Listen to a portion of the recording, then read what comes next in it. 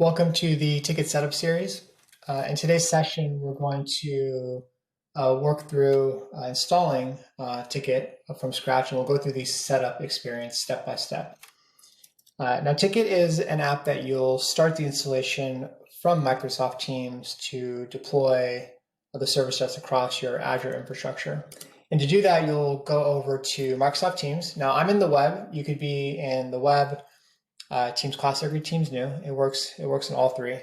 But in any respect, you'll go over to the apps area and you'll search for Tikit.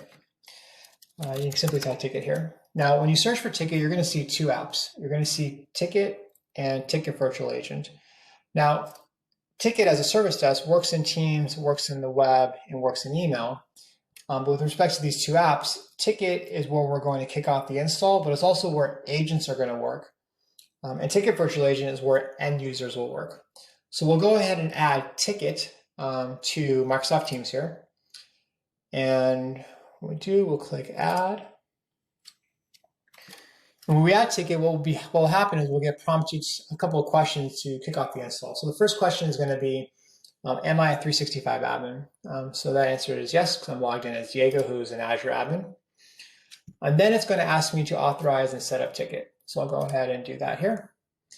And we'll choose our login for our rights, and we'll go ahead, accept the permissions, and that will kick off the actual install.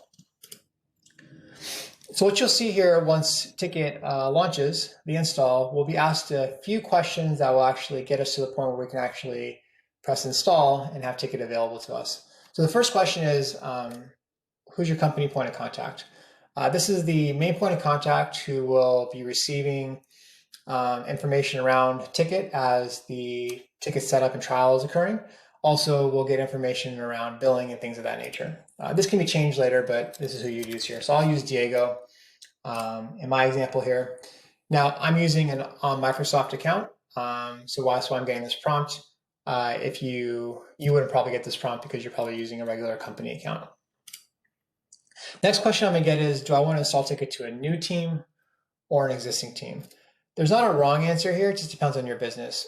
If you have a team where you want Tikit to be deployed to so that your current team can work tickets out of a channel in that team, you can choose existing team. If you don't have that, you can choose new team and we'll create that team for you. And in today's presentation, I'm going to choose new team here to kick it off from that perspective. And when I click next here, I'm then going to be asked, what do I want to name that team? Now, this is kind of a philosophical answer. Typically, a team name relates to a department. So we recommend using something like IT or IT support, or facility support, HR support, things of that nature. I will be adding IT and HR just in the setup series experience to showcase multi-department setups. So for the first one, I'll use IT as the example here. And the next question we're going to be asked is, what's the default group that I want? Now we defaulted to Service Desk because we're an ITSM aligned product, and Service Desk is typically the name of the default support group in a business, but you can change that. I'm going to leave my default here as Service Desk. So I'm going to create the team IT and use the support group Service Desk. Now we'll also assign that group to a channel in Teams, and we'll create a channel for that. So when any tickets are assigned to the Service Desk group, we'll also assign it to the Service Desk channel and drop tickets into that channel. We'll then be asked if we want to work with any other agents. In today's setup experience, it's just going to be me installing it. But if you needed to add more agents, you can easily add more agents by selecting agents here. And then I'm going to be asked if I want to use any other admins. Again, for me, it's just going to be me. But if there's other admins I wanted to add, I can search for those admins and add them. Again, just for the setup series example here, it's just going to be me. And I'm going to go ahead and check off the I have read and agreed to the terms and conditions and click finish.